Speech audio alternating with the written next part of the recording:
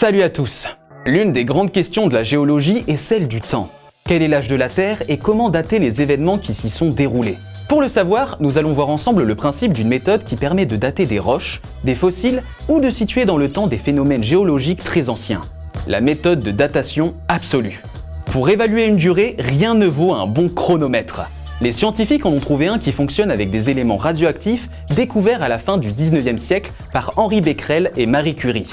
Voyons comment ça marche.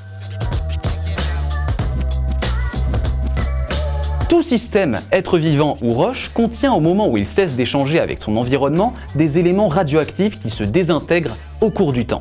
Pour un élément radioactif donné, cette désintégration se déroule selon une loi physique qui dépend du temps, la loi de désintégration radioactive. Cette loi se caractérise par une constante appelée demi-vie, T 1/2. C'est la durée qu'il faut pour que la moitié des noyaux radioactifs présents au départ se soient désintégrés. Au moment où la moitié des noyaux est désintégrée, il s'est écoulé une demi-vie. Connaissant la proportion de noyaux radioactifs désintégrés dans un échantillon, on détermine son âge. Facile, non ? Prenons l'exemple du carbone 14. Un organisme vivant est constitué de carbone, y compris du carbone 14 radioactif. À sa mort, le carbone 14 n'est plus renouvelé et se désintègre. On sait que la demi-vie du carbone 14 vaut 5730 ans. En mesurant la quantité de carbone 14 encore présent à un temps T, on peut dater la mort de cet organisme.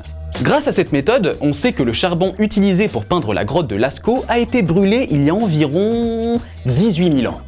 En utilisant d'autres éléments radioactifs dont la demi-vie est plus longue, on peut remonter plus loin dans le temps. Mais vraiment plus loin.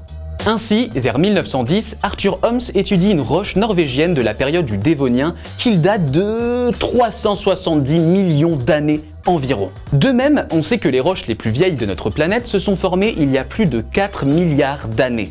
Notre bonne vieille Terre aurait donc environ 4,5 milliards d'années. Voilà, vous savez tout sur le principe de la datation absolue. Bonne révision à tous et on se retrouve bientôt dans une nouvelle vidéo.